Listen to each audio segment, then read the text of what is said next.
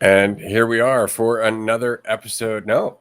And here we are for another roundtable. I'm excited today. We have a pretty big crew for this roundtable. I do have a few announcements just to get us going quickly. The position for advertising sales agent is still available. We do have a few new members of the team. I'm very excited about that. But of course, we're always looking for more creative, expressive, and ingenious people. If you would like to work with us, do check out the QR code on the screen or just join us on LinkedIn because that's where you'll find the job details there. I'm going to pass it over to Andrew and we'll continue with the episode now. Stoked to be here. Thanks everybody for coming.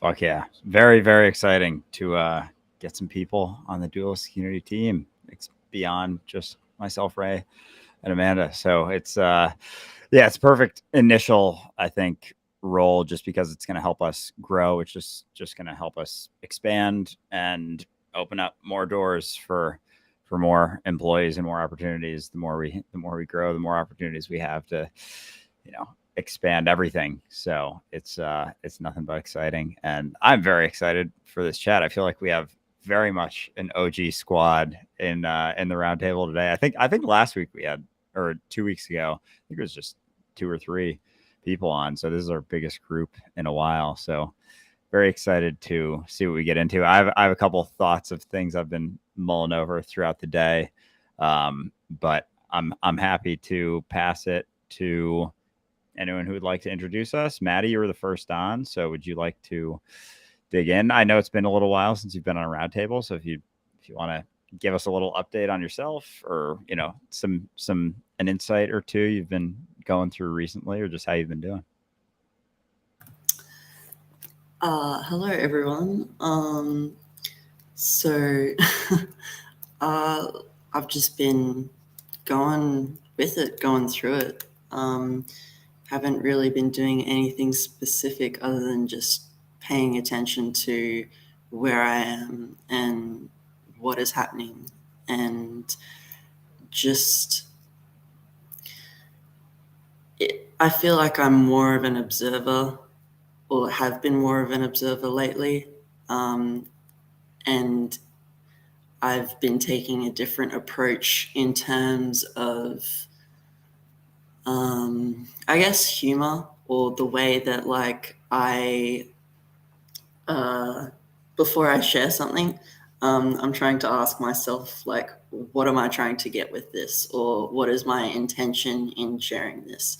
So it's just a continual part or practice of slowing down and just kind of watching where everything comes from and remaining that, or having that, just always questioning, forever questioning, never settling on anything, or trying to not settle on anything, or catching myself if I do and just admitting that I don't know, because I don't, and I never will know, because it's always here and now, and it's only here and now. And anything that I do know is in the past, and yeah, it's not here. But it's not that the past isn't useful in terms of knowledge, but you're always going to be, if you're looking for the past, then you're kind of expecting for things to go the same way in the future, or it just kind of depends how severe or seriously you take it. But yeah, I don't really have anything that I want to bring up. You kind of just dropped me on the spot there, Andrew. I was not ready for it at all. I was like, oh shit, what, me? Oh no.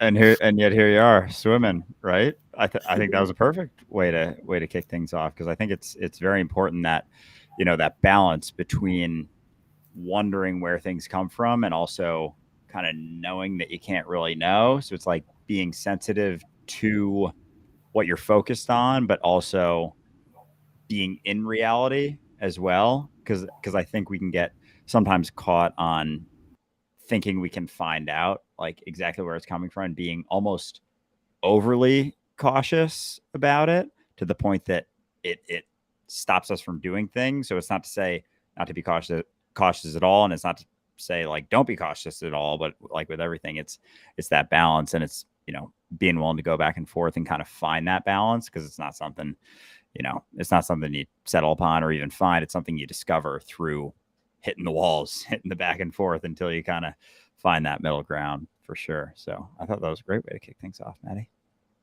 Hell yeah. And of course it's beneficial to just being thrown into the wilderness from time to time, because sometimes we won't do it ourselves. We'll actually tell ourselves we can't do it. And then when somebody's just like, here you go. It's a lot like teaching a baby bird to fly. You know, I respect that part of nature. It's like, well, now's time. And they just kind of push you off the branch. While that's might be a little extreme, it definitely does help from time to time.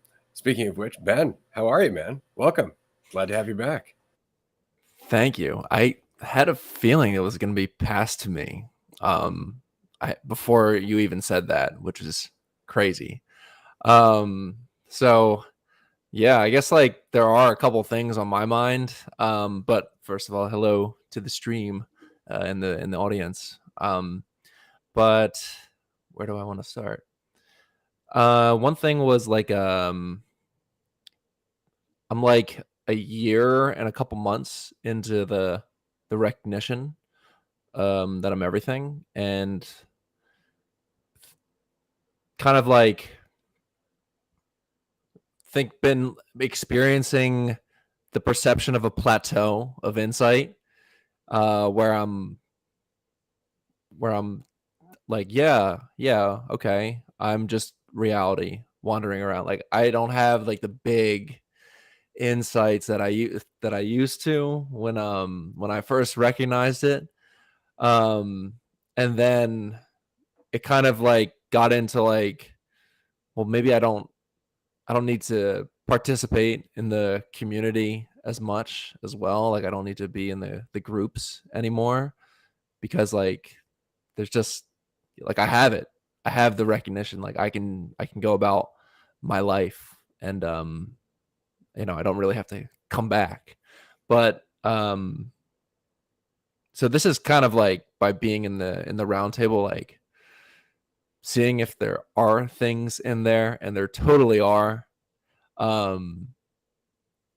And yeah, just trying to like challenge myself as well by being here, because I have thoughts that like, yeah, I'm not gonna be able to share much, or I'm not gonna have that much insight or be helpful.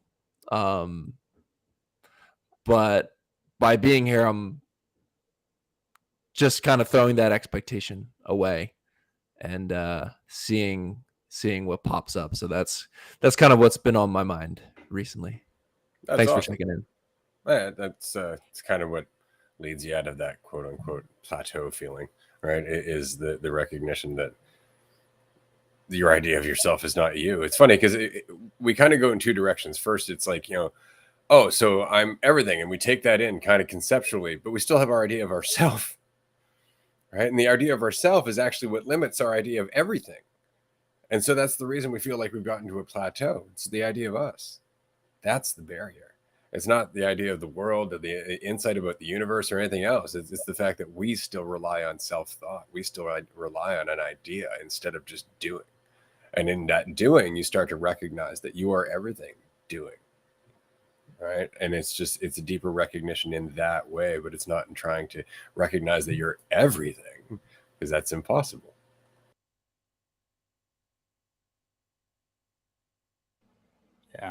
Yeah. And I totally I resonate, Ben, with that in terms of just the plateau and the feeling, and you know, even the idea of being at a plateau is a degree of false certainty, right? And I think that goes kind of hand in hand with the feeling of, and I've said this to Ray so many times, and he always kind of like, he's good about it, and that he doesn't laugh in my face when I say it, but he just kind of smirks. And I'm like, I really think I get it now. I really feel really, really clear right now. And he just kind of smirks. He's like, oh, dude, there's more. It's not what you think. There is no getting it, because as soon as you think it's gotten, it's not it. And so it's And the more I think, because immediately it's like, that's uncomfortable as fuck. Like there's nothing to get. What do you mean? So then where am I going? What am I grabbing for? What am I doing all of this for? And that's just it. Is it's not for anything but this, you, here, right now. And that's not a thing you can even get because it doesn't exist anywhere necessarily. And so that's something I've been willing to. It's like every time I do it, it gets more and more like, oh yeah, that's not it. And it's just keep going, just keep paying attention. Like things will keep happening. But in that spot, I totally get it, where it seems like all the insights have dried out almost. And it's that. And every time that happens, it's like when I let go of that idea, when I let go of the idea that I'm in a plateau or that there's no insights left or that I don't know what to say. And I'm like, yeah, but I don't know that. And then it kind of like starts filling back in, like the dry little reservoir starts to fill back in with some water, AKA insights. Cause it's even that like false certainty of thinking that you know where you're at or what you're going through is something to be questioning to a degree. For sure. And I just wanted to add like that it definitely makes sense that like I've only been in it for a year, and so have you, but Ray's been at it for 2 decades. So it's just continuing to pay attention. And then I don't know, like 2 decades is a long time. Like there's probably so much more to unpack. I mean, it's infinite, but it's just like continuing to pay attention and being present is where like more insight will come. And then again, like just questioning any answers that you think you're settling upon. It's just gonna continue that process. Yeah, absolutely. Because what you're really understanding is what you are. And we think it's about understanding what reality is, and we think it's about understanding all of this stuff, but it's really just self-knowledge, and that's not conceptual. We have a few people who want to toss in here. The first of which is Maddie. Maddie, do you want to add something to this conversation?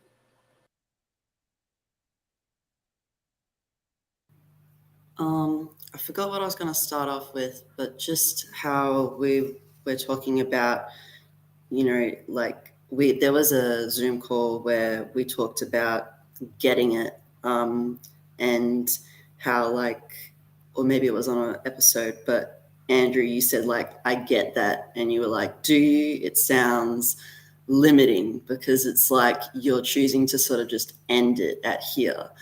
But there was also a quote yesterday that I just wanted to quickly toss in. The difference between school and life. In school, you're taught a lesson and then you're given a test. In life, you're given a test and that teaches you a lesson. But I really relate to you, Ben, with like your plateau of insights, because it's just the thought of like, oh, I've got no insights. You're like giving that so much attention and so much weight. And then that's what creates like, or what seemingly so feels like you're going into this plateau, but it's just you settling on like that thought. But yeah, that's all I kind of wanted to add in there. I can't remember what else, but yeah, I'm happy to pass it along. Ian.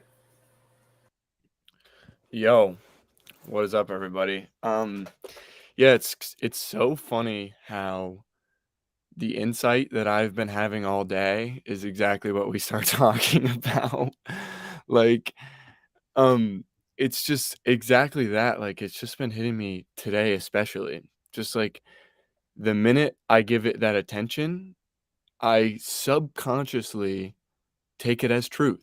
The minute, just for example, like the minute I say, oh, today's just a rough day. I'm just having a rough day.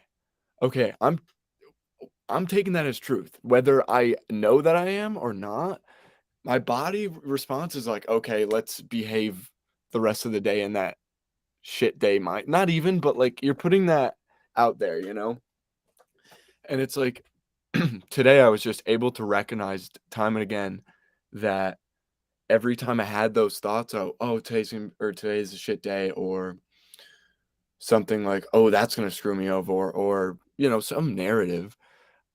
The minute that I said that, I was able to let it pass so much quicker. Just the minute it popped in my head, I was like, oh, the problem here is that I'm actually paying attention to what I just said instead of just letting it go like I do most things.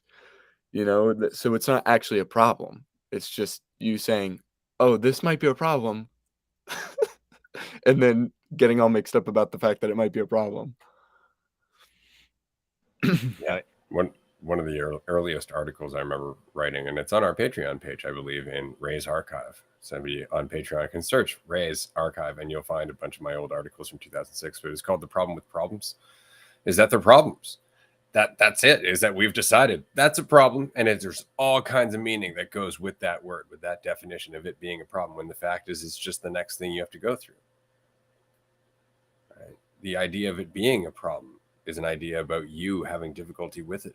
Right? It's a preference more than anything else, and it's a lack of faith in yourself. What if it's not a problem? What if it's just the next thing that you're going to grow through? So yeah, great point. Yeah, and Amanda, I'll pass it to you. I just wanted to share this. This is what I was talking about earlier, just kind of what I've been mulling over, and of course, very fucking applicable to all the shit we've been talking about.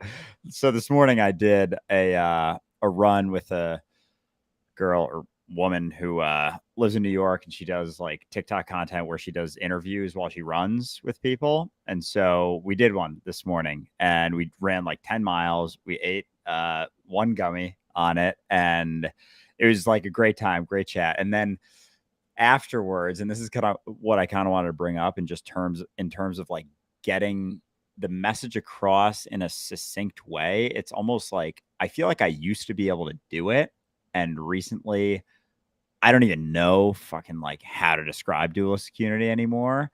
And so it's funny because we ran 10 miles, we talked a shitload, and I said a bunch of shit. And afterwards, I was like, and I was still like pretty high, and I started just running through the conversation. I was like, oh fuck, I could have said that so much better. Oh, I could have said that better. Oh, I could have done that. Oh, I could have done that. And it was just, and I didn't fucking know. Like, I didn't even remember half of the things that I said, but there was this sense of like, and I know it was coming from me like wanting to get the message across because she gets pretty good engagement. And I was like there was that, which I let go of while we were on it, which was great. But then afterwards it like came back. So it's like kind of worked out in a decent way. Because if I had been holding on to it the entire fucking conversation, it would have probably been even worse and tougher. And so, but then afterwards I was like thinking about all the ways that I said things, and I was getting like examples, and I was like, oh, I could have said that a little bit more simply, or gotten that across more simply, more clearly. But then as I kept going through and I kept letting go of the idea that I fucking knew like how it went, I started to realize just that how clearly you think you say something is irrelevant to how someone perceives it. Like, you don't know what's going to hit for someone else. You don't know ever. You don't know what's going to resonate. And I kind of hold on to this assumption sometimes that if I get too deep with things, like, people aren't going to follow it. And that's just like a massive fucking assumption, right? Like, it's my idea that people need it more dumbed down, as opposed to recognizing that no, it's right there. Like, even the, quote unquote deeper shit, or deeper things that people just avoid because it's a little uncomfortable, like the recognition that everything's just vibrating energy, and just like all the ways you can go about trying to get across the recognition that you're not what you think, and what's left is what is. Reality is what is. It's not a thought. Your conceptual ideas aren't the truth. And, I probably said it in like a million different ways. And so it's just funny how quick I was to try and settle upon a judgment of how I did, despite not even like seeing the video. She clips it down to like 3 or 4 minutes. So it's like most of what I said, she only keeps like her favorite parts and the best parts of it. So like, I don't even know what the fuck she keeps, but it's just funny how it's like, settling upon this thing, like, oh, this went in this way, and I know that despite having no fucking idea. It's like, you have no fucking idea how it went, period, end of story. And yet it was like a good hour that it was just like kind of ups and downs of taking it seriously, letting it go, taking it seriously, letting it go. And then it kind of settled to the point now where I'm like, that was absurd, but it was also part of the processing, I guess. That's it. That's what I was saying earlier about jumping in, letting go, right? Questioning yourself, just going with it, because in that you start to see how you're part of something bigger. You actually can see that there's more than just your little narrative happening, unless you get caught in the narrative. Then that's all you see. Amanda. Oh my goodness, that's absolutely, this whole conversation is resonating. What everyone is saying, it's just hitting so hard, because I'm thinking about, Ian, when you were saying that, we don't even realize, like, that we take our stories as truth. It reminded me of actors, and how actors, when they're in a scene, their brain doesn't know the difference between the scene and reality. And so we forget that we are all little actors. And then you forget that you take on all these different roles created from stories about your opinions and perceptions. And then as the opinions change, the roles change. But then it's so easy to forget that you are that role. And then it's so wonderful to remember that, you're the stage too, because without you, there would be no story. Without you, there would be no stage for the story and the role to be played. And so it's so nice to kind of fall into that. And then it's fantastic to get lost in a role and to be, to be or not to be, to be in that, and to forget that you are the stage is also a fabulous experience. And so I really like the bouncing. I'm almost like I don't know, like a galactic bunny. And I'm like bouncing between like being the stage and back to being the actor. And then somehow you can feel like both. And then that reminds me of feeling like I'm on autopilot, where I don't even feel like the actor itself. But a new experience that I've been feeling is how I could put it in an analogy is being pilot free. And then remembering that the plane, the pilots are all optional, and I can feel like the sky, and the plane doesn't need to be there, but the sky remains. And so it's been feeling really great to kind of be in like this pilot free kind of experience where everything feels available, but nothing feels constricting. I don't know. It's been really fun to explore. Fuck, that hit pretty hard. Yeah, actors forgetting that they're acting, and that recognition, because that's a big part of it. Like we get so invested in a perception, like even our perception of the individual experience that we go through is like a reflection or a component or a little bit of how we're perceiving ourselves, and it's like all tied together in the seriousness with which we take the idea, like the recognition that we're an actor in a play, thinking that we're not, is like how seriously we take the situations, how seriously we take our perception of the situation. It's like that recognition just relaxes you a little bit. It's like, it isn't that serious. It really isn't that serious. And it's even funny because that was something that came to mind after, was like, oh, I never mentioned anything about like how it's not that serious. And so part of me was like, I feel like I took it too seriously. And like but despite, her asking, she's actually followed me on TikTok for a while before I knew it, like for a couple of years. And so she was very interested in just conversations. She's like, so what is your view of God? Like, what is your view of reality? And so it was like, all right, let's get in. And so I just, just kind of let go and started letting my mouth make sounds and do my best with it. But it's funny how seriously we can take things that aren't even here, right? Of necessity. I mean, that's part of the story. That's what makes the story, is you taking things seriously. If you weren't taking things seriously, you would just be doing your life, right? And that's kind of why this is such an epic story. I remember I wrote an article about that as well at one point, that this is like kind of like the most incredible story ever. Divinity, forgetting its divinity, and then coming full circle back to the awareness and alignment with what it is. And that's it. Like, that's the whole journey. But what an incredible journey. I wanted to say very quickly that we were talking about characters and actors and characters and stories and all of that. And it's so important to try and take the perspective of, say, an author. an author writes a story, and often you'll pick one main character, the protagonist, right? And you have the antagonist, and that's it. But what if after reading your favorite story, you had the chance to go back and read another story that was just the point of view of one of the other characters that didn't get as much attention?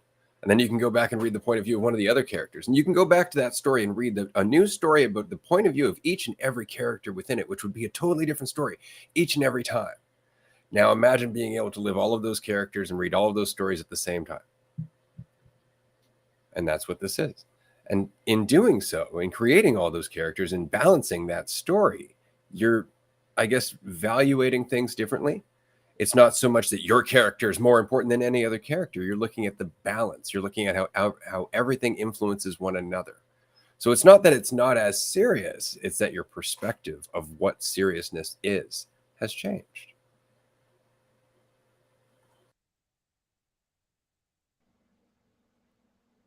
I just want to make sure Andrew didn't have anything to follow up there. Ben, you had your hand up next. Yeah, I'm good. I was looking in the chat for who. Got you. Yeah. So like kind of adding on to Andrew's insight and add to the conversation. I've experienced something similar in terms of like how to best get it across. And it's just like a story from this previous weekend. I went bowling with my best friend and his wife. And we got back and we were gonna watch a movie. And so we're just sitting in his living room.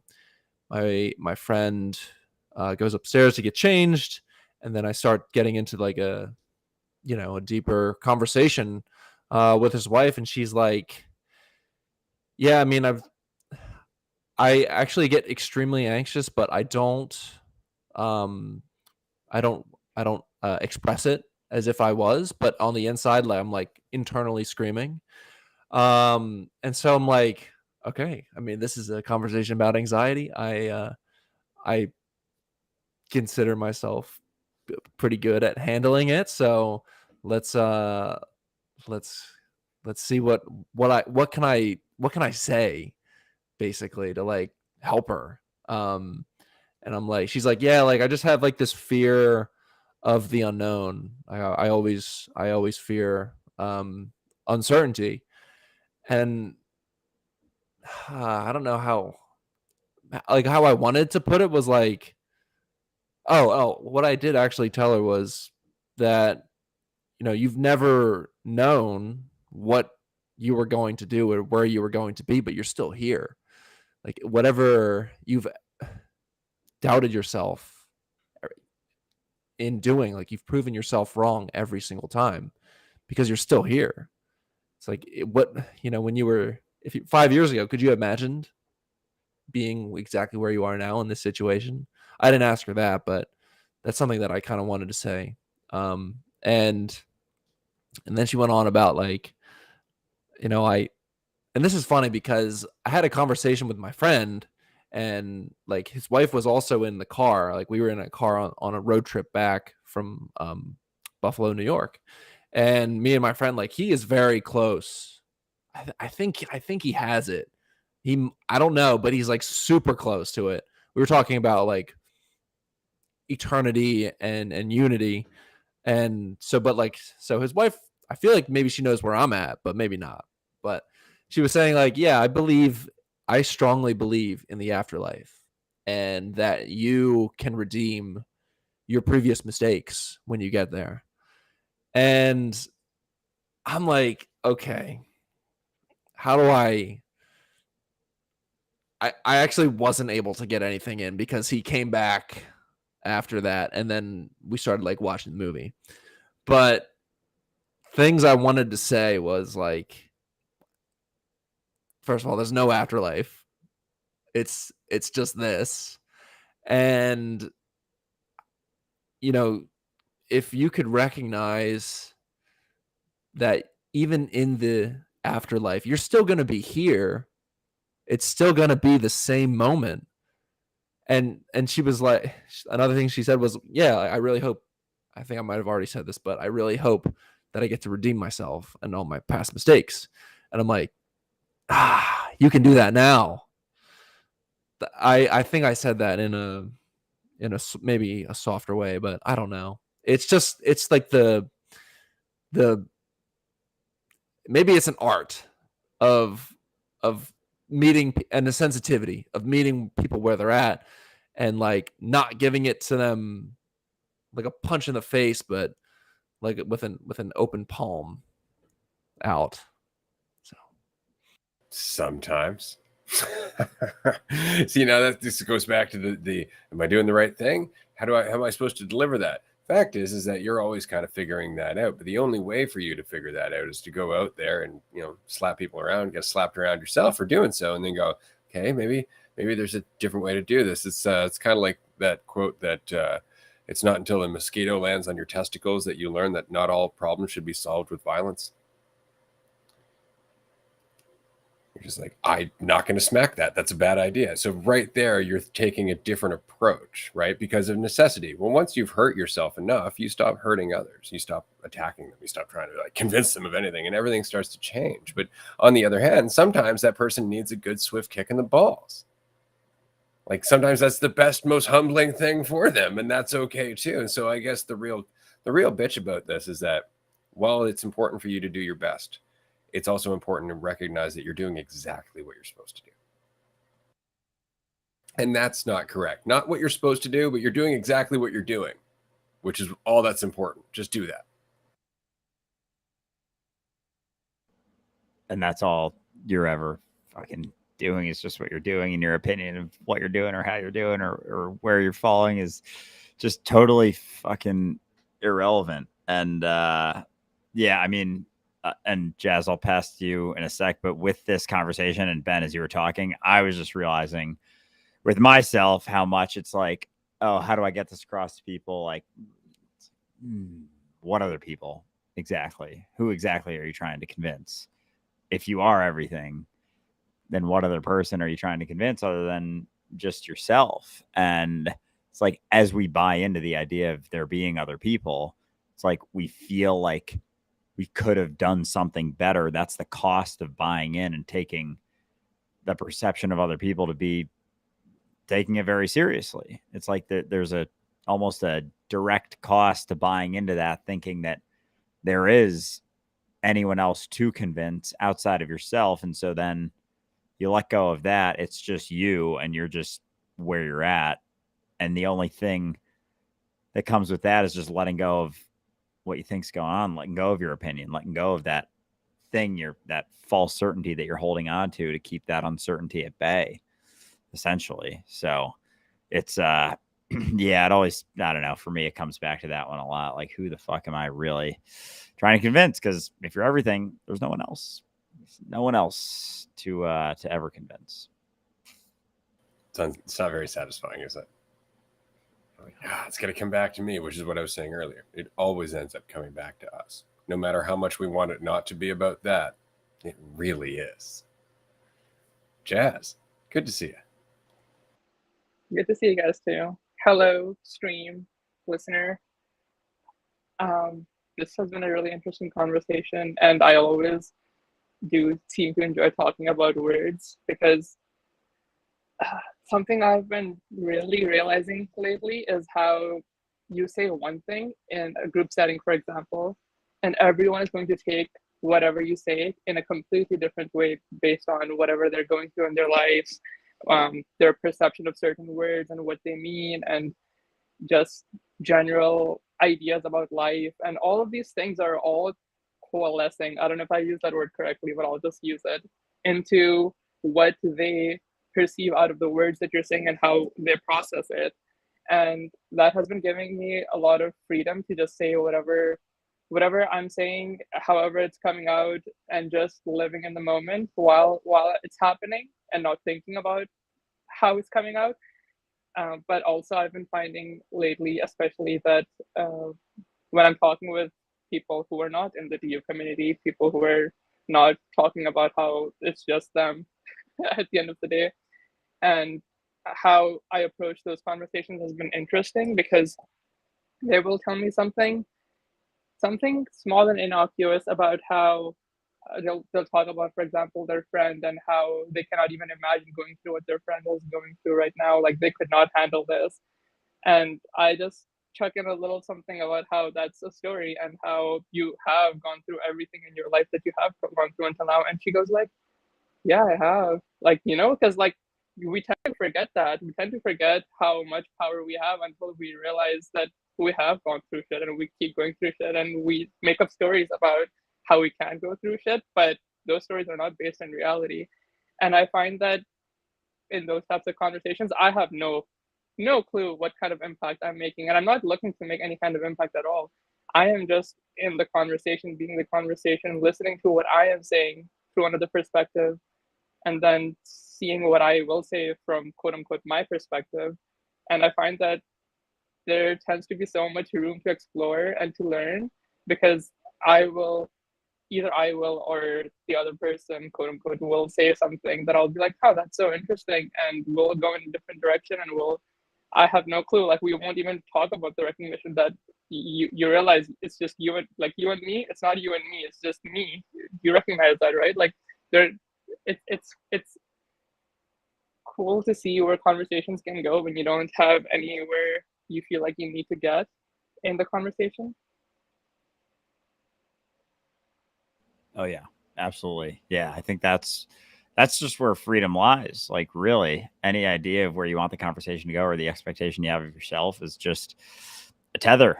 Like it's like an anchor to something else. And it's hindering your freedom. It's weighing you down. It's just another weight, those expectations and those stories and the doubt. It's like your doubt's fucking irrelevant. Like what you're afraid of, what you're concerned about, like you're going to go do it or you're going to go do something. And like how you're afraid of how it's going to go is more or less irrelevant to what's going to happen. Like if it goes poorly, like get up tomorrow and do it again. Like you don't need to hold on or make the specific situation into a certain thing because it's not even really existing in silo anyway. And when you see that and you're sitting in eternity, like the priority comes back to just the experience that you're having right now. It's not the situation that you're in. It's what you're embodying, the mentality you're embodying, what you're holding on to, as opposed to state of relaxation you can feel from not holding on to that false certainty. So it's powerful for sure. But Amanda. Actually, Ian was after Jazz. Oh. Hey, we have a new way of keeping track of who's talking right now, so we're getting used to it. Appreciate everybody's patience and your patience, Ian, of course. No, I like this new platform. It's cool. No, but I forgot what I was originally going to say, but Jazz got me to think of something else, which was I will remember it.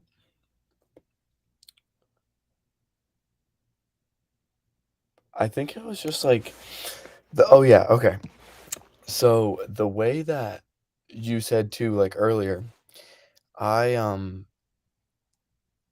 it seems hard for like me to understand sometimes, like people why people can't see it or something, and I feel like I'm being plainly obvious or but then I think back to where I was like, and it's funny about how you said a year ago is when you kind of start, because like about a year and a month ago is when I woke up to a lot of this stuff, like DU season 2 represent or whatever, but but yeah, it's kind of cool just remember like what what I went through. Like I was so searching so very hard for certainty in every single aspect of my life and control in every single aspect of my life. So it's funny that when I woke up to some of these things, it was like the perfect timing. Or when I stumbled across Andrew's video, it was why I first found you guys on Instagram. It was just like the perfect time because I was so confused and so lost and so grasping for certainty. And Andrew was like, nothing's certain. It's all not certain. I was like, that's what it feels like. Yeah, it really does feel like that. Like, it really has been feeling like that for a while. And I was like, oh, this motherfucker is just willing to admit it. You know what I mean? And like, so I was like, oh, like that's so interesting. And it was just one of your videos about like how imagine that you don't have a pass. And I was just like, imagine that I didn't have a pass. And it's just like, And you're like, you don't. And I was like, you're full of shit, but I'm gonna find out. And boy, did I find out. But yeah, it's so crazy. Like even for the listener, like just because we're all like we have a positive outlook per se, doesn't mean that we haven't been through shit. I'm sure every single person here has been through terrible, terrible shit. We all humans have, whatever. So it's just like are in a position that our mindset has changed, but it's just like doesn't discredit any of that, and doesn't discredit pain, and doesn't discredit that somebody is where they're at now. But even going back to the acting thing, how Amanda was saying about the actor, you put that intention, this is ages ago, you put that intention out there, and for actors, like they put that intention out there to play this character. And I remember like reading up on Heath Ledger and Batman or whatever, how he like got into that Joker character and everything, and like how he said like it changed him, it took a toll on him mentally. And it's just like just because he's purposely playing that character, and for a while, and how setting that intention in your body and mind are inseparably one. So the way that radiates throughout your whole being, just pretending to be that for certain long, is just, I can imagine the impacts are so interesting. That's a little bit different from the other thing, but yeah, got a lot off track, but Oh, for sure. Yeah. And I mean, every time someone starts bringing up actors and stuff, and, Heath Ledger getting lost in the Joker role, it's like we're getting lost in our role every day, like the character that we think we are, right? It's really no different. And to your point regarding like how everyone's gone through shit, it really is that, like, everyone's gone through shit. And it's not to say that you should look at it one way and you shouldn't look at it in another way, but a lot of times we can get caught in a track where it's like we think looking at it in a specific way is the only option, and it's just the recognition that it's not the only option. There's other options. Not to say that that's wrong to hold on to that one option you've been holding on to for a very long time, but how's that one going for you? Like, are you not experiencing a lot of suffering? And it's being willing to let go and think, okay, maybe this isn't the only option. Maybe there is a different way of seeing things, and being willing, because you don't know what it is until you let go of the thing that you're holding on to, right? But in order to do that, you have to let go of the thing. And then, it's like stepping out of the prison cell when you don't know what's out there, because you don't know what the other options are until you let go of that one, until you start to explore. And that's the shift, is the willingness to let go of what I'm holding on to so tightly, to hold on to that certainty that this is exactly what I think it is and how I think it is and the way I think it's going. Maddie, I believe, is next. Loving everything that's being said. In relation to what we were talking about with the actor, I don't know if you guys have seen the Jim Carrey, Andy Kaufman movie. I think it's about 45 minutes long, but it is so interesting just watching Jim like recreate the personality of Andy, and just how like everyone around him, like they just like they couldn't keep up, or it was just like too much for them to take in. But it's a very nice little it's just a nice little eye opener. Lots of insights to kind of flow through. But in terms of like with the conversation and talking to other people, like it really is, I'm finding that I'm deepening into this groove of letting go of what I want, because I'm there, like they're not separate from me. So it's like, which I is it? Is it the individual I, or is it like the collective I? And I feel like I've been letting go of that individual I because it's not the truth of what I am. The perception of yourself is never the truth. And like letting go of trying to take the conversation somewhere or trying to get the conversation somewhere, just like really being with yourself. You're like being with you, because they are you and you are them. And it's like, I'm just really starting to see how this is all one mind. My mind. And like letting go of trying to be understood by other people, because everyone is, and like everyone is where they're at on their path. Like there is no path, but everyone's where they're at. And you can either be of service and be a reminder to yourself. We were discussing this in the Discord, like being a reminder to yourself and exposing others to the conversation, just allowing them to kind of like just giving them the option. But like even if it doesn't go there, I find that everything has the potential to be a deep conversation. Like no matter what, it's just how much of you are you holding on to, of where you want things to go, how you want things to go, how much invested in control are you. And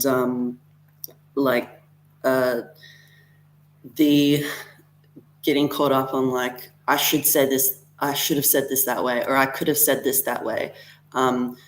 It's just like it is what it was. It happened, and like that's it. If you like, there's no point in, I guess, regretting it, because you're just kind of wasting your time.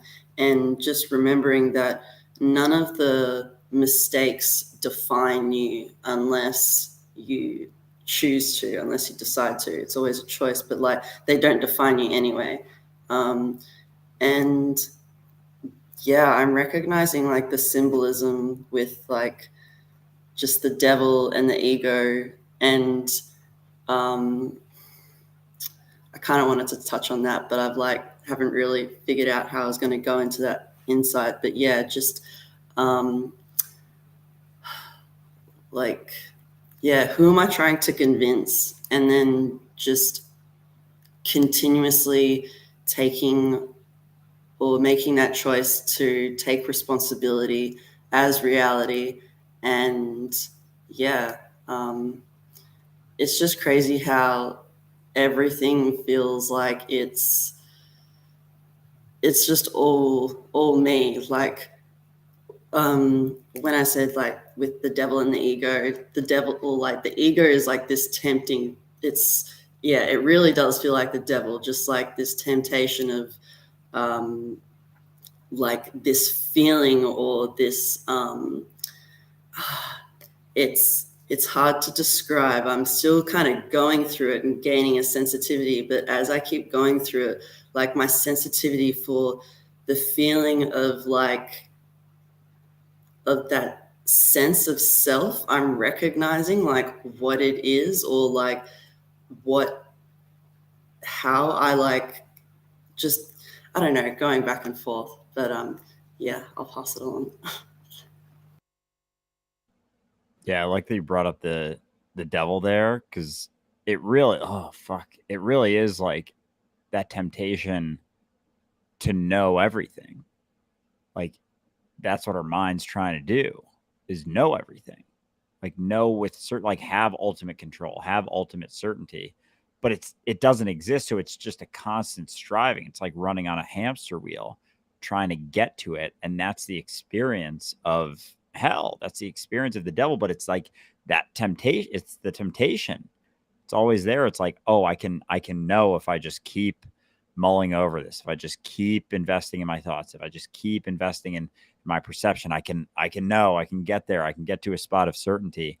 And we never arrive there. And then we'll regret something and we'll mull over that, trying to find a certainty there. And then it's like, you can keep doing that, but like, when do you want to come back to reality? Like, when do you want to come back to what is? When do you want to let go of that? You can call it, walking with the devil, being caught in hell, being in an ego trip. It's always that striving for a certainty that isn't there, that can't be found. An end of the road, a spot in which what do we want? Like everything to cease to be, basically? Because if we know everything, it would. Like, this experience is finding out in the sense of not getting to a spot of knowing, but just the process of finding out that doesn't end, that doesn't have a spot in which we get to. Because like the familiar can seem tempting because it's safe. It has a sense of false certainty, which is, it's just you being in this continuous cycle and loop, and kind of like you're just in this pattern.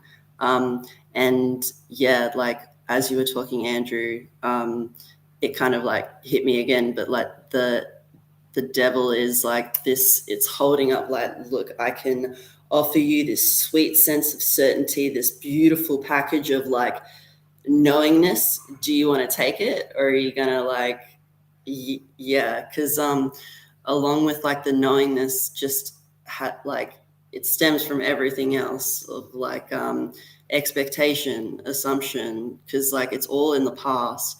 And yeah, like it's just if there is no there's always uncertainty, but if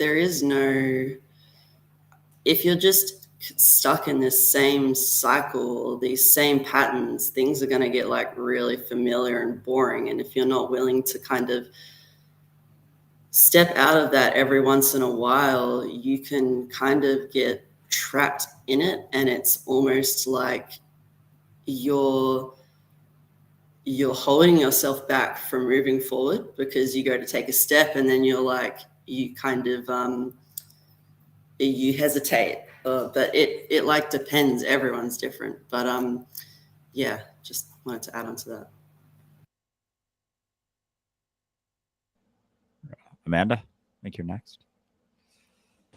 Yeah, this is reminding me of a conversation that I had with a friend, and he's known me for a little over 10 years, and he's like I love watching you walk the room, or like work the room, because you have so much fun.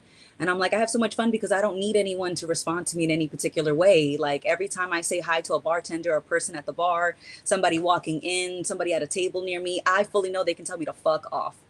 Like, so anytime that I'm reaching out, it's just because I felt like it. And he's like, but why? And I was like, I don't, just because. And he's like, but why? And I was like, I don't need a reason.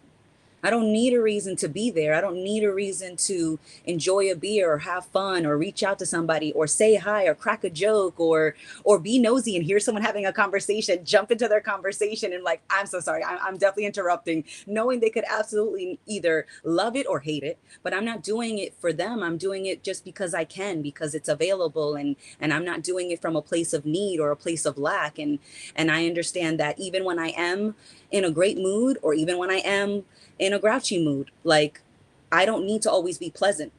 And so when I'm talking to people about topics that may be heavy, I also don't need them to think I'm pleasant. So being unpleasant is not the same thing as being hurtful. And so when I think about how I'm engaging other people, it's very clear now to see when I am being hurtful, because usually that's from a place of defense. I'm trying to defend something. I'm trying to defend an image, a reputation. I'm trying to convince them of something. And when I really, really feel like I have to convince them, I can get very hurtful. I can get very pushy, but I can see that a lot more. And so now I'm much more comfortable with the fact that like I am going to be unpleasant sometimes, and that's perfectly okay.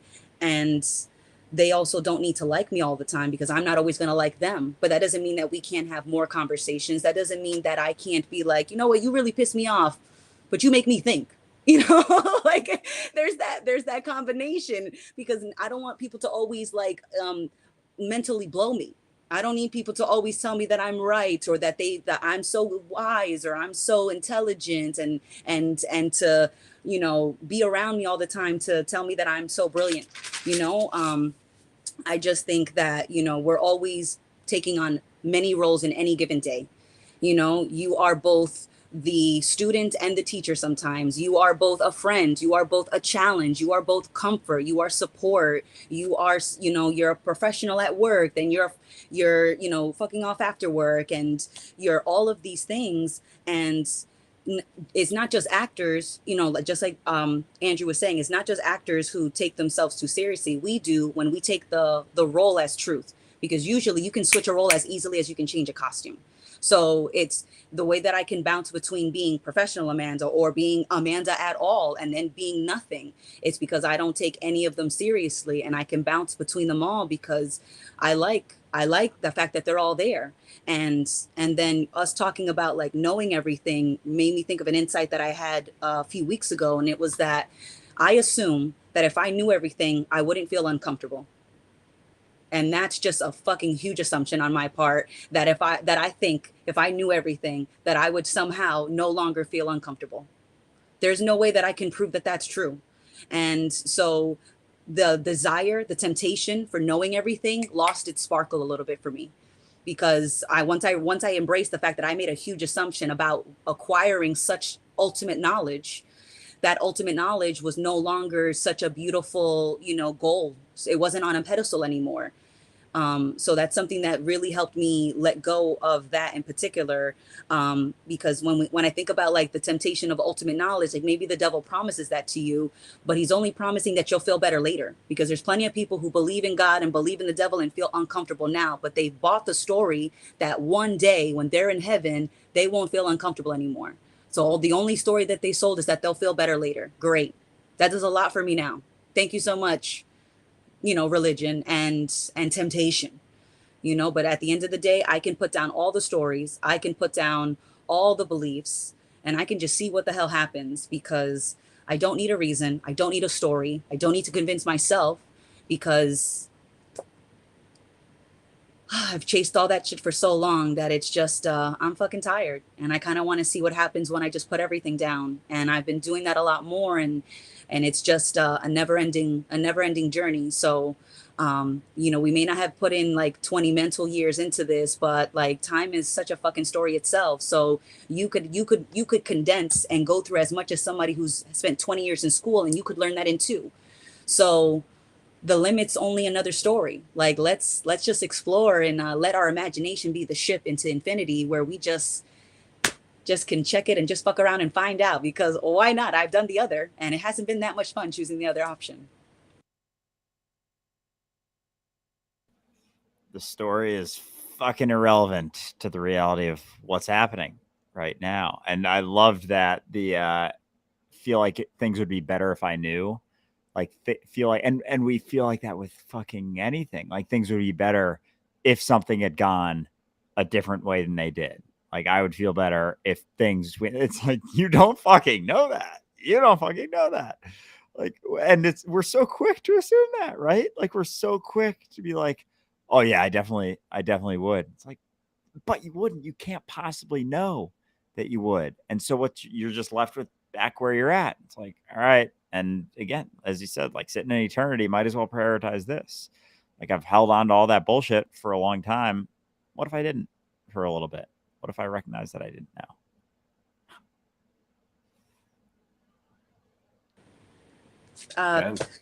Yeah, I was gonna say Ben, go. Cool. Man, yeah, this whole devil selling you certainty. You know, I'm just resonating with it a lot, because like at the cost of what? So I like selling your soul to the devil, because that's what that is. You've like given up your infiniteness in exchange for something that's not even real. It's like I don't know. I just thought of like getting like a fake like $20 Gucci belt. That's like, yeah, made in China, but not like the full thing. But you like paid like $1 million for it or whatever. And then, yeah, it's just so you can feel better right now, so you can get that short term payoff. Like I thought about the conversation I had with my friend's wife that you can only redeem yourself in the afterlife. Well, you're really just putting that responsibility of dealing with your shit now to some other time that only exists in your head. But it's like still gonna be the reality. That reality's still gonna be there nonetheless. So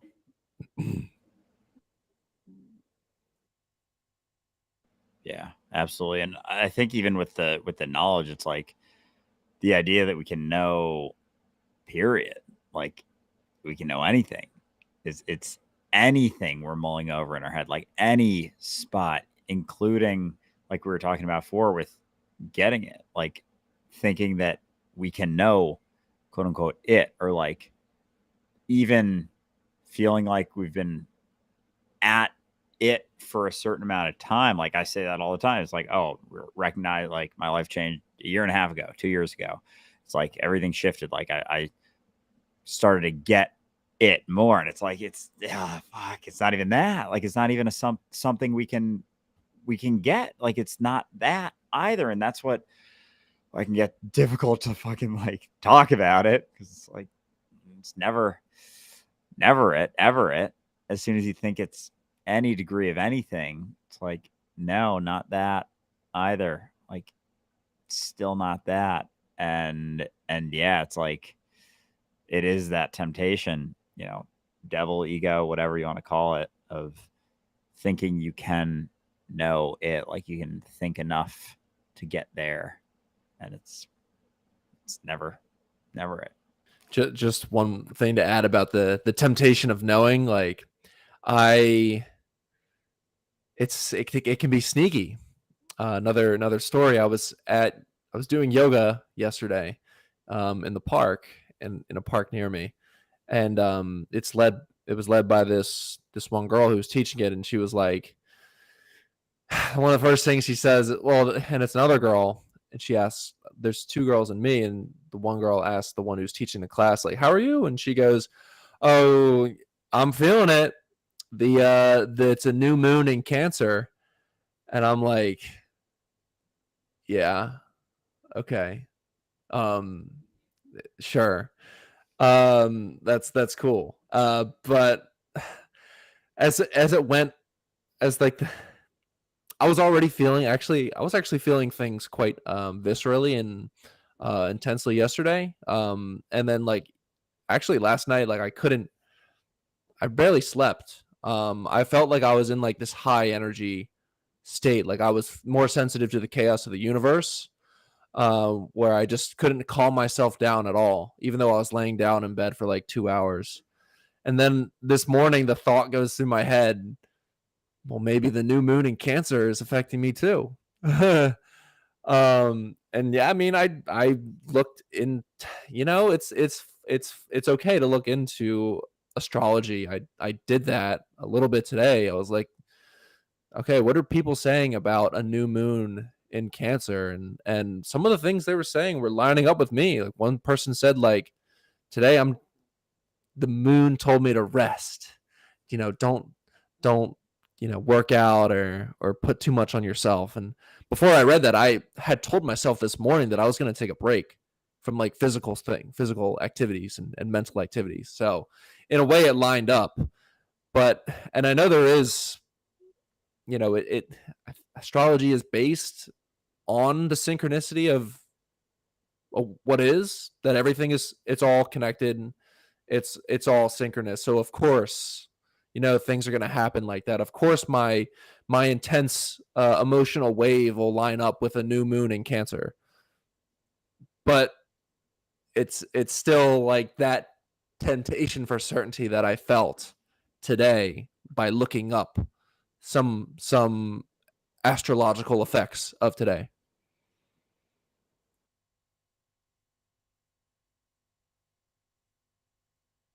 Yeah, no, it's an interesting one for sure, but I like where you finish that one off because that's kind of it too, right? It's like, oh, I can know, and it immediately divides you. It's the assumption that you're not also the moon. What exactly could be affecting you that you aren't already, if you're already everything?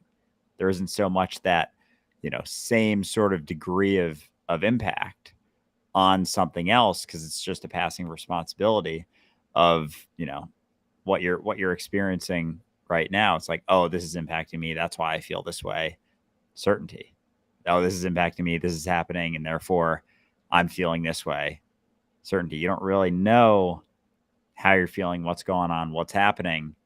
It's like, that's why people hold on to astrology. It's another belief system. It's another way to feel certain in an inherently uncertain reality. And that's the devil. That's that temptation we've been talking about. But it's interesting because you started off, it's tricky. Comes up in many different ways. It's impossible to look at astrology without identifying as something separate, right? That's unfortunately it. And so often we're looking at astrology when we're feeling separate, so it kind of reinforces that. But it's not to say there isn't something there, but it's very difficult to suss out because the thing is there's going to be days where you might not be resonating with your character as much. You might be feeling a bit more free, and you're going to look at that and it's going to be totally off the mark. And it's like, oh, is it not true then? It's like, well, it depends what state of mind you're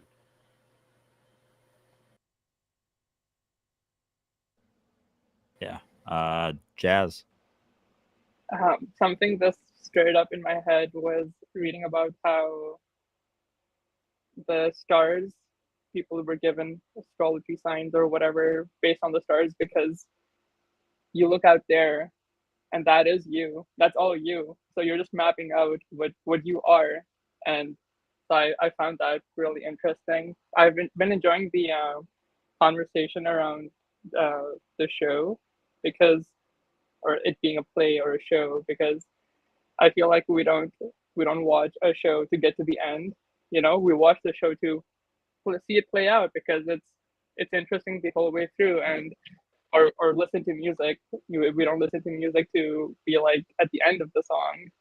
And I feel like that's kind of what certainty is like trying to know and trying to figure out so that I can just be there and not here. And if you're listening to music and not listening to music, then I feel like you're completely missing what's being played.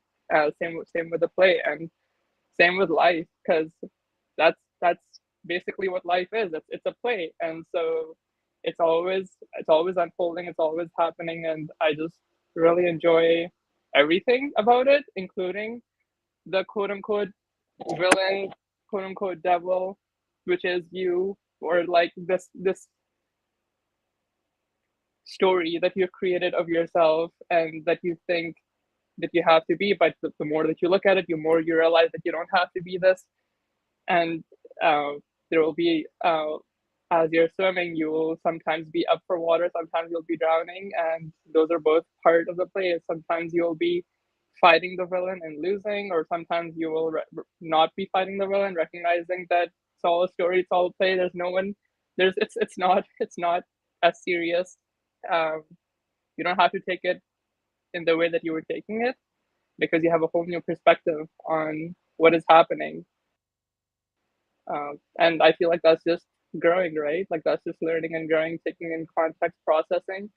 And the more I drown underwater, not not literally, but just metaphorically speaking, the more I start to appreciate it because it's always those moments where it's like a week later I'm like, fuck, that was amazing. Like I'm so happy that I went through that because I learned so much from that. And so it's a perspective that I've gained from going through shit so many times, that the discomfort or those types of situations where you may have thoughts about how much this sucks is amazing for growth. And it's all part of the play. And the more that you go through this, the more of these situations that you go through, I think the more that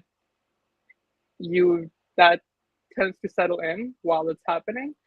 And it's a nice feeling to be able to, I don't know, uh,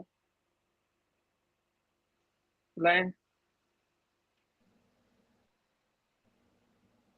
Yeah, and it's always that. Like it's always that learning. And yeah, fuck, Jazz, that was well said. Because it's always like we're always going through something, and there's like a learning experience that we're going through, or we're doing something that has the potential to learn, and we're like judging it on top of it as if we know what's happening, and we don't. We never do. So it's like, of course, the best way to figure things out. And I was even talking to my little brother this morning or earlier today. He got a new job, and I was just kind of like talking about this. Like, it's not necessarily about figuring out the right way to do things. He's learning, he's in marketing, like learning new platforms and stuff. And I was like, it's not really about initially we get caught in trying to think that like there's a right answer and we just have to get to all the right answers as quick as possible. And then we understand what's happening. Then we understand like our role, the overarching, thing that's happening. If a campaign or, a brand has a certain strategy and how to respond to clients, it's always like, this immediate, this is the answer. And it's not that at all. It's just that you get enough experience to the point that you have enough context for when a situation is presented to you that, you have maybe 10 things in your purview. You're like, all right, these are all 10 things that I've done in a situation like this. This one had this outcome. This one had this outcome. This one did this. This one did that. And you're kind of able to, from that, given how many things you have there, pick one. It's like, I don't know if this is the best one. I don't know if this is the right answer, but based on my experience, based on how involved in the situation I was, this is what I deem to be best. And it's not to say that it takes like, 5 minutes. It's almost like happens immediately or at least in a shorter amount of time. But that's all life is like going through all the experiences, continuing. And that's what we're, experiencing as a collective right now, is going through all the experiences and having the opportunity to learn from them and take from them what we will moving forward. But, we go through certain things and we're like, oh, this is a bad thing. Oh, this went this way. This went that way. This went this way. And it's just gaining more context all the time. Like everything we go through is just us gaining more and more and more context that we can then utilize going into other situations. And we're just kind of, I don't know, sharpening our tools along the way to be able to utilize more easily. So it's not about it's not even about making the right decision or going into the right situation or doing or saying the right thing. It's just about doing something. And that's an experience that gets thrown in the bag for later. And so then without that, it's like, it's not about doing the right, it's just experience. And then it's like, it's tougher to judge along the way because a, quote unquote shitty decision or saying a dumb thing is equally equivalent to adding to that bag as saying a super, quote unquote smart thing or, having something else to say. So it's just the experience. Ian. Yeah. It's always just the experience. Going back a little bit to what Amanda said too, it's like people have there's such a idea of normal in society. Like even what he said, Amanda was saying, like he's asking her, she's saying, oh yeah, I just do these things because I want to. I like to. He's like, why? Why? It's like, well, I can't be kind to people. Like I need a reason to be kind to people and personable. It's like, no. But it's just so normal that everybody seeks validation in what they do. You know what I mean? So when they see somebody not seeking validation, they're like, "Ma," you know. And even the other dude yesterday, 2 days ago, I took maybe like a 0.75 G of some shroomy. I was just walking around my yard. I was walking around my yard, and I brought and my dad comes out. He's like, "Are you okay?" I'm like, "Yeah, I'm great." And he's like, "What are you I'm just like walking in my yard barefoot, like dodging dog turds and shit. He's like, "What are you doing?" I'm just like, "I'm just walking around." He's like, "Okay. You're sure you're all right?" I'm like, "Yeah." And immediately I was like, people look at you funny when you walk around. It's like if there wasn't such thing as phones, like everybody would be walking around like I'm like people will look at you funny for anything, man. I'm walking around. People are looking funny for anything. So it's really that idea of normal that is so held up, and even that people just want you to fit into their box, their box, so that they can see you in a certain way. Then you need to fit in you need to fit in their idea of you to make them feel comfortable. So even if they're not like serious about questioning it, they're still like, why is he doing that? You know? So it's like everybody's trying to put you in that box, and even it goes back to the ADHD thing. I remember we and Ray talked about that a while ago. It's like, and even relating to what Ben was saying about the astrology, you're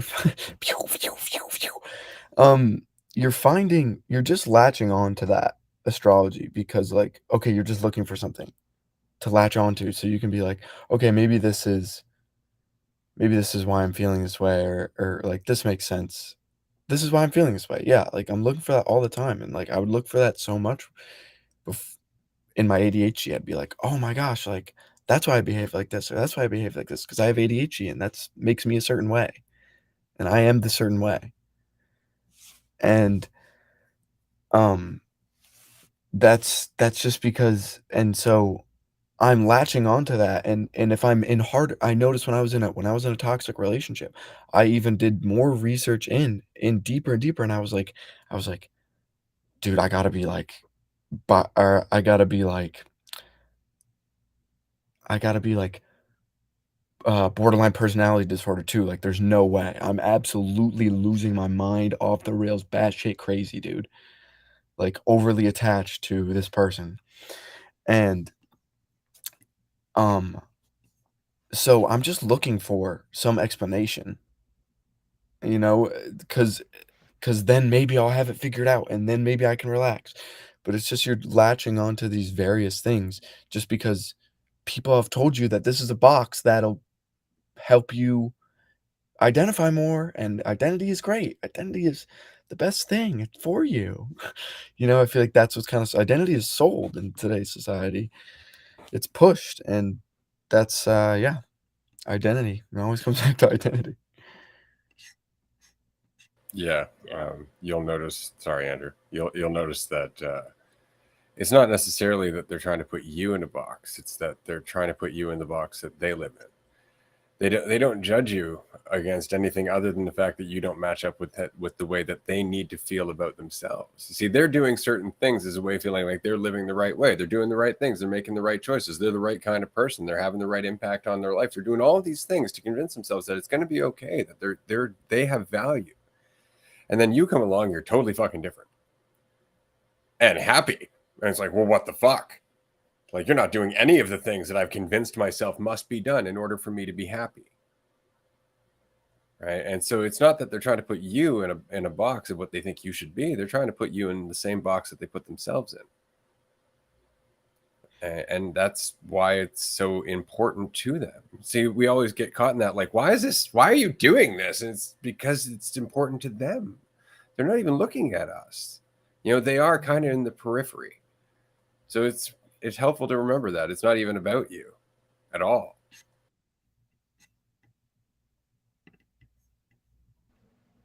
Maddie.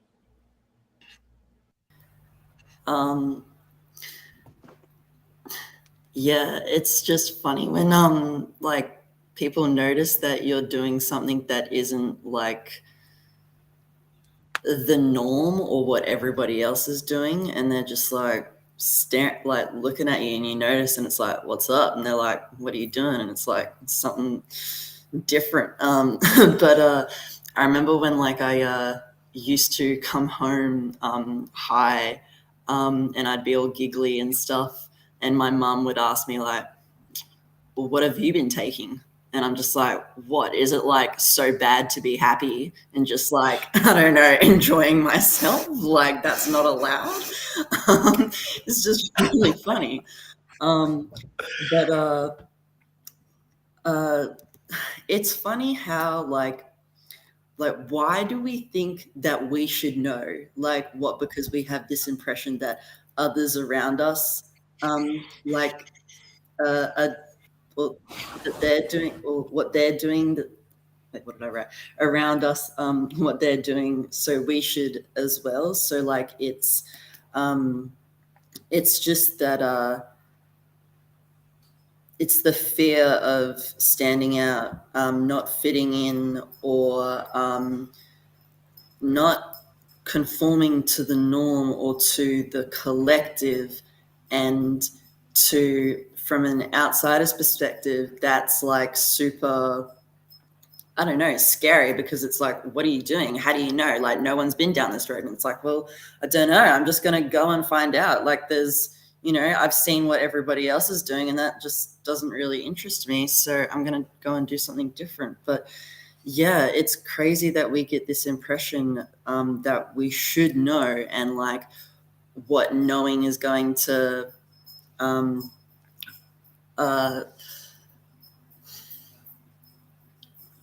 like what I really like what Amanda said. Like, if you knew everything, I wouldn't feel uncomfortable. Like, really? Are you so sure about that? Like, yeah, like you said, there's no way to prove that.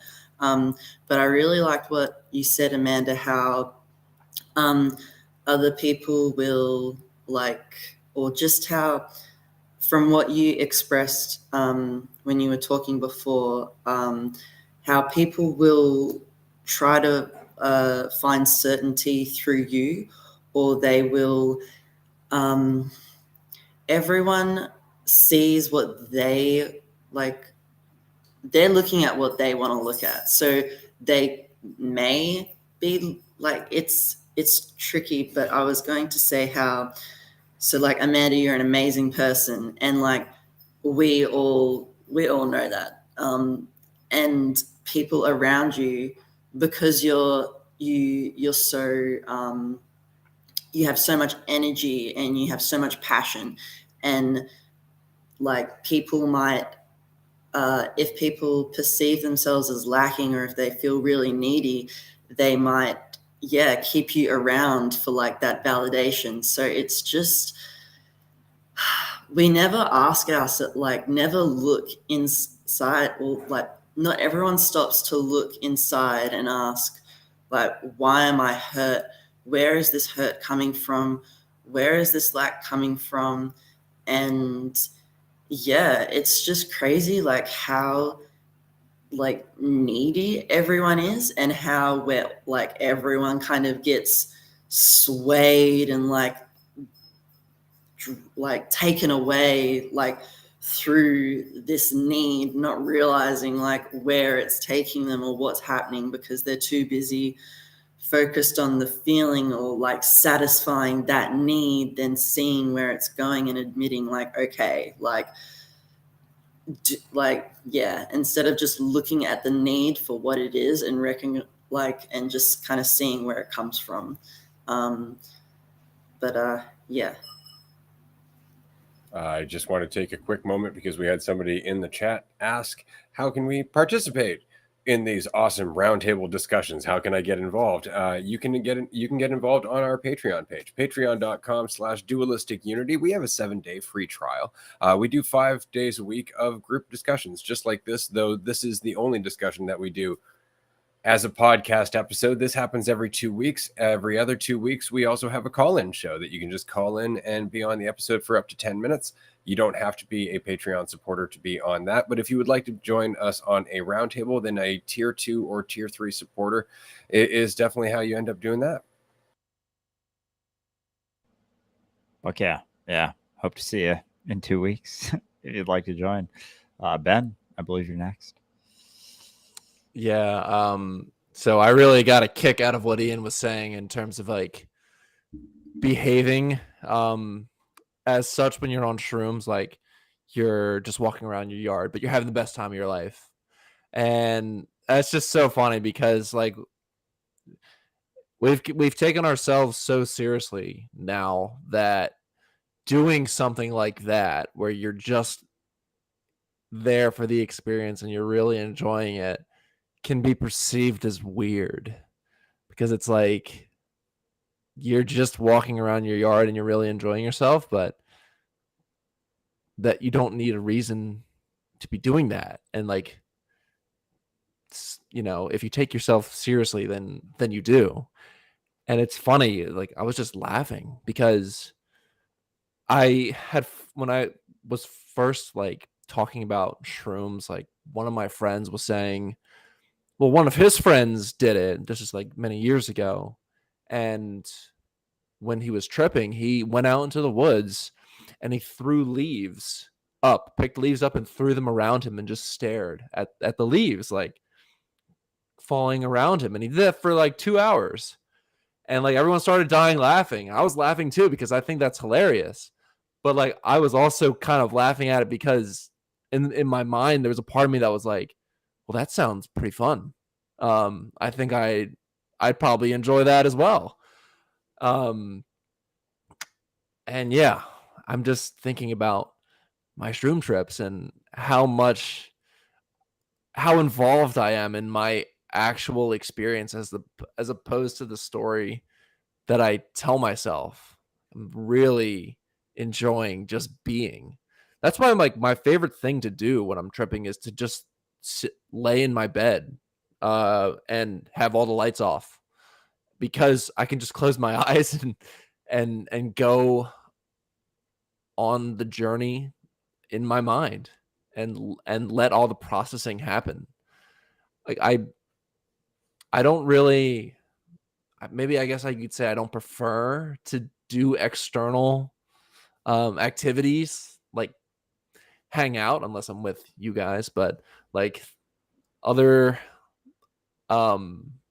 external things like walking around, or because you know some people take shrooms in there, they go for the visuals, like, oh, it's so cool, everything's moving around. And I guess, yeah, and that's completely fine. I guess for me, you could say that I've moved past that, where I'm just in it for the mind aspect of it. Like I really don't, the visuals don't really amaze me anymore, because of course everything's moving as such in such patterns. But I think my mind is just a little bit more interesting to explore. But it's all me, so it's like I'm just on the side of the perception of my inner mind.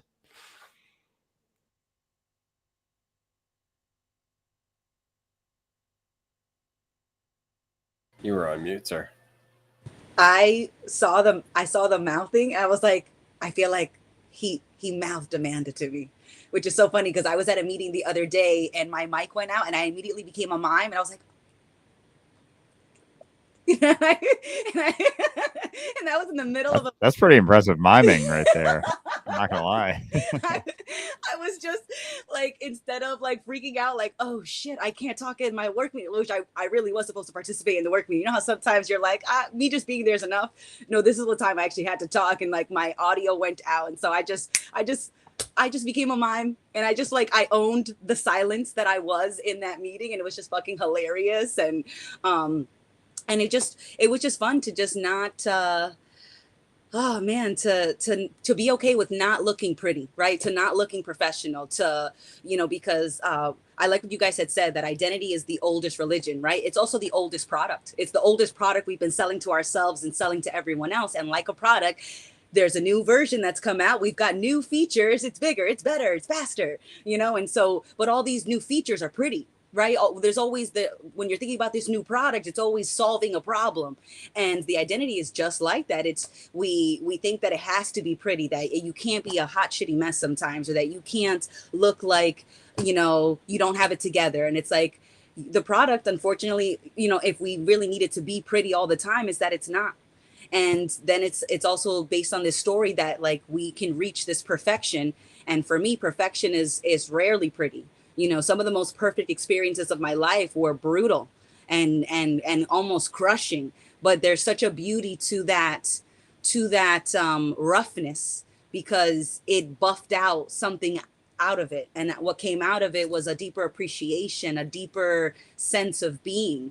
And so I when I think about my identities, because there's so many of them, and it's like they're all dancing with me now. We're all in this group dance where we're switching between, you know, whatever the product is at the moment, whether I need to be a little more serious or I need to be a little more empathetic or I need to be a little tough or I need to be a little softer. Like it's okay that they're all there and that I dance with all of them, because before it felt like a mental chain gang. You know, like we were suffering, we were putting ourselves through like this prison like experience because we added so much weight to these identities and we never had to. Like we could always be dancing, and sometimes you are going to step on a toe, but that's just a part of the dance, and it doesn't always have to look so pretty. It doesn't always have to be one way or the other, because I appreciate everything, and in that chaos, in that beautiful disaster of a mess, that is perfection to me, or that's the perception that I feel now, which feels a lot lighter and a lot more enjoyable for me. And the more I can relax, the easier it is to be around any other version of me or any other, whether I feel like they're me or not.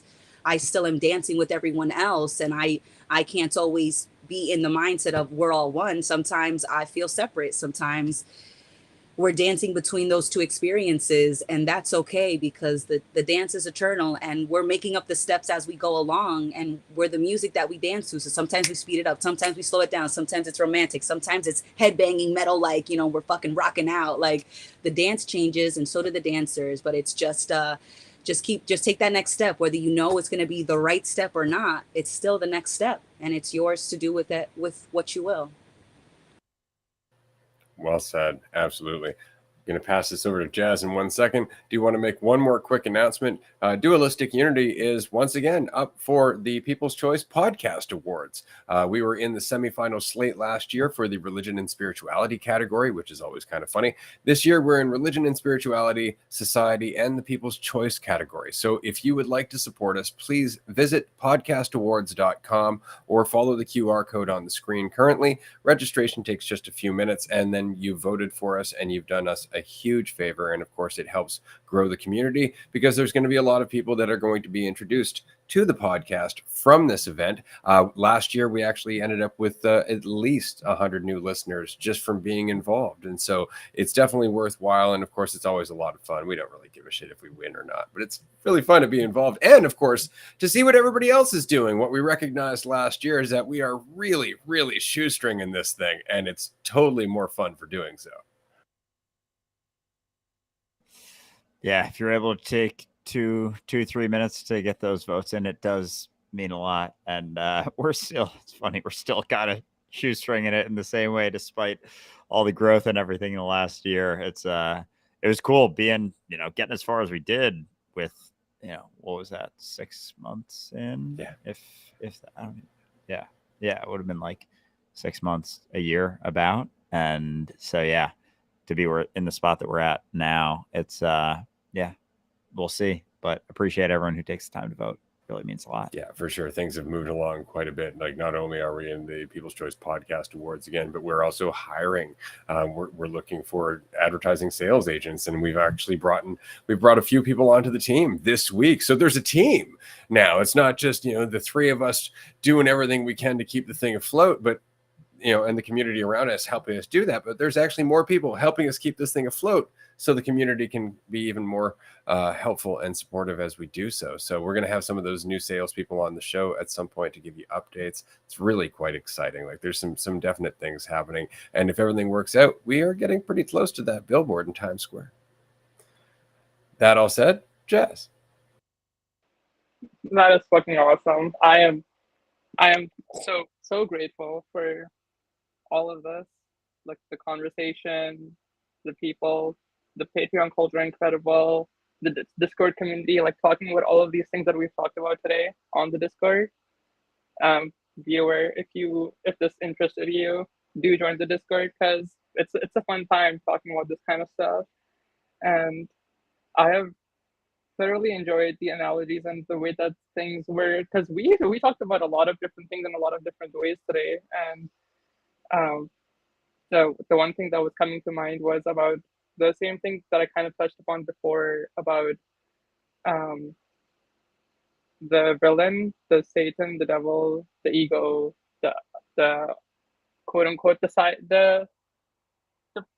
part of you that I feel like is easy to hate, but the more you recognize that it's what makes the play possible, then you start to see the light, then you can start to recognize the lightness with it and dance with it. And I just loved Amanda, the dancing, because I love dancing, and I feel like that's, I don't know, it feels so much of what of that being embodied in that movement and that flair, and that you don't know what the next direction you're going to take is until you take it, because you're doing it as you're taking it.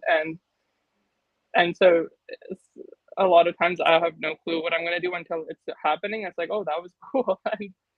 And I feel like that when you start to have faith in yourself and recognize that it's all you, and that you don't have to be afraid of the fear, and the fear of judgment, the fear of people thinking that you are not quote unquote normal because they are defining themselves by however they are defining themselves, because they think that the play has to be one kind of way, but it isn't. It doesn't. It's all types of ways. It's every which direction. And I was, to come back to something Maddie was talking about at the very beginning of the call about intentions and questioning intentions. And this is something I had been, I don't know, having an encounter with, about how it's so easy to get caught up in questioning your intentions, and it's always good to pay attention. I think always pay attention, but you can't figure it out. You can just watch, and the figuring out, if you try to figure out, is kind of going to happen in terms of you putting together pieces of puzzle that don't really fit together, but you're going to try to match them together, and it's going to come in terms of what you've already experienced in the past. But insights are new, so you don't know this, and so let the mind do its thing. Get out of the way. It's going to unfold. It's going to happen. And what I found very useful in these circumstances is to just keep flowing, just keep going with the flow, and paying attention, relax, and just be yourself. And it's always happening. There's nowhere to get to. There's no end of the line. It's always happening. Nothing to figure out. Nothing. You don't need to know anything. There's nothing to get to. It's always just unfolding. And the more you can recognize that, the easier it becomes to just relax into whatever is unfolding, and to just be and feel and connect and thrive, honestly. Well said. Yeah, very well said. And it's like the only reason we feel like we need to know something is because we are maintaining a perception of ourselves that's inadequate. And it's like we're using the knowledge, the understanding, the getting it, the figuring it all out to feel better, only because we're maintaining this false certainty about what we think we are. Like it's a product of that perception of ourself as something that exists separate from everything else that we can judge and value and do all those things. And so when you don't hold on to that so tightly, the knowledge and the maintenance of and gaining of intelligence isn't as tough of a draw, almost isn't as strong of a pull when you're not trying to make up for something else. It's like we're always trying to make up for something that is just a perception that we're holding on to, a certainty we're trying to hold on to about ourselves. So we try and make up for that by gaining something so that we'll be seen in a certain way, or see ourselves in a certain way, and give ourselves an excuse to feel a little bit more valuable. But it's like when you stop needing those excuses, you start seeing things a little bit differently. You start acting a little bit differently, acting more out of freedom based on the fullness of the experience than trying to get it anywhere or get yourself anywhere relative to it. We have a few minutes here. We're down to the last 5 minutes. So I just want to mention to everybody, if you would like to join us for the continuation of this conversation, the after party, as it were, then definitely do so on Patreon, patreon.com/dualistic unity. We're going to be in a tier 2 call for the next hour and a half, starting at the top of the hour. So if you would like to join us and contribute to this and share your insights and ask questions, or just tell a funny story, then definitely do so. Again, we do this 5 days a week, and it's really what the podcast is all about. It's all about connecting with you, which is us.